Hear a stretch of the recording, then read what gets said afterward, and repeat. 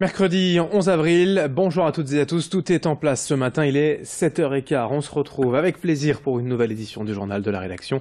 Avant toute chose, vos prévisions météo, la journée sera belle du littoral Côte d'Opale jusqu'à la métropole lilloise. Quelques nuages quand même ce matin, un peu moins cet après-midi, mais sans conséquence. Du soleil, du ciel bleu pour tout le monde et des températures tout à fait printanières. 17 degrés aujourd'hui à Lille, à Saint-Omer et au Touquet, 13 degrés seulement à Calais et Dunkerque, mais une belle journée quand même pour la Côte d'Opale. Les prévisions complètes bien évidemment après ce journal. À la une d'abord les tensions autour de l'université en France et dans la région face au projet de loi ORE, orientation et réussite des étudiants. Depuis plusieurs jours les rassemblements s'enchaînent, notamment à Lille devant la faculté de droit. Hier midi, plusieurs centaines d'étudiants ont été rejoints par des enseignants et tous dénoncent cette loi et ce dispositif Parcoursup. Ils se disent prêts à boycotter désormais les examens des prochaines semaines.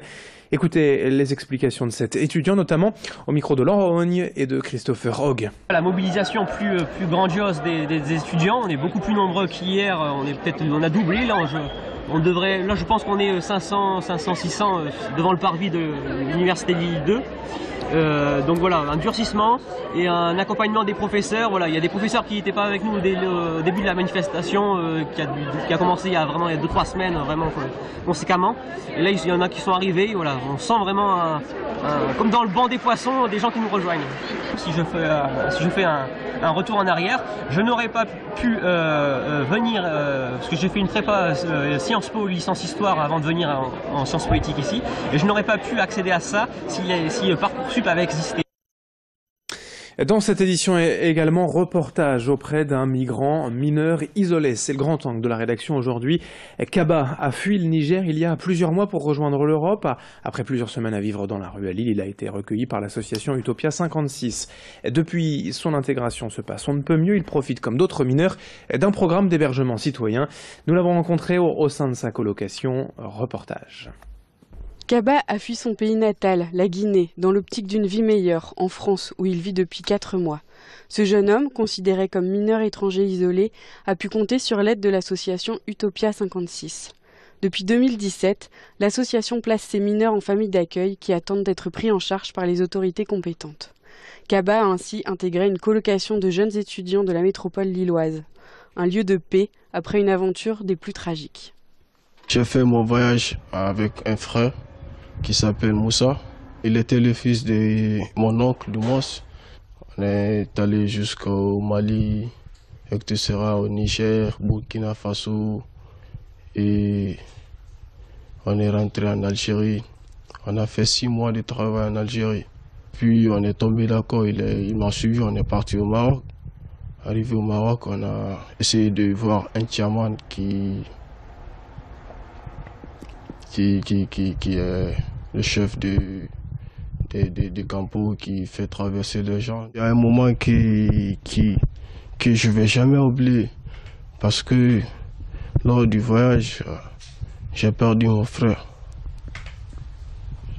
Que Dieu le pardonne.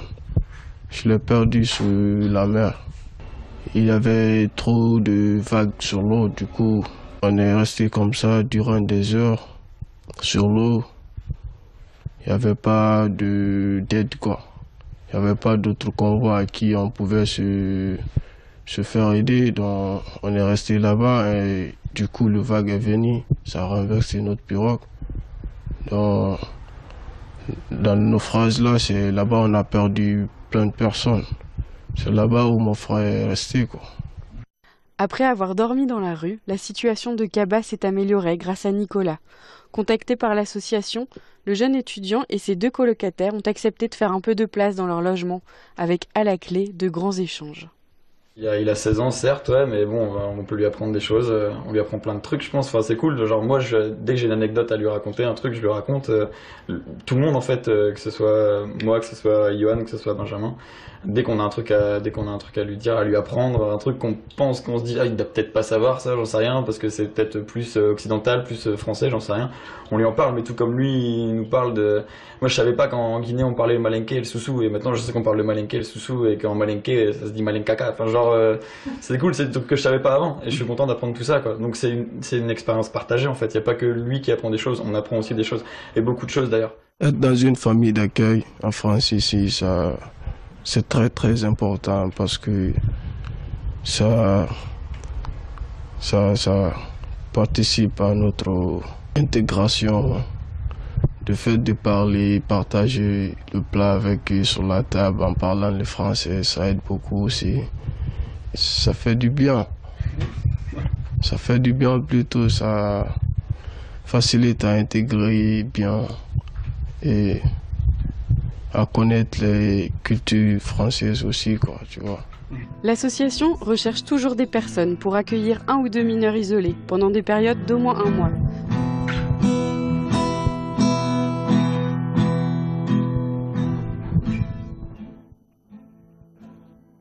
Dans ce journal également, les élèves de 6e du collège Lacordaire de Mont-Saint-Barreul dans la métropole lilloise ont récemment eu l'immense joie de recevoir un courrier de la part de Buckingham Palace, le palais de la reine d'Angleterre.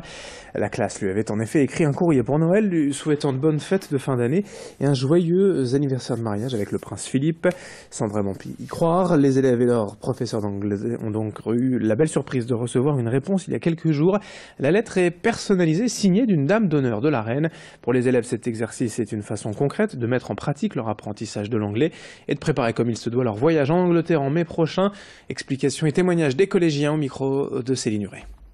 J'étais très contente parce qu'on se dit quand même que c'est une lady de la reine qui a répondu, que notre courrier n'est pas passé à travers les autres courriers, qu'on a une réponse. Je pense qu'elle a signé. Il y avait aussi le signe de Buckingham Palace. Monsieur Baudry, il a fait exprès.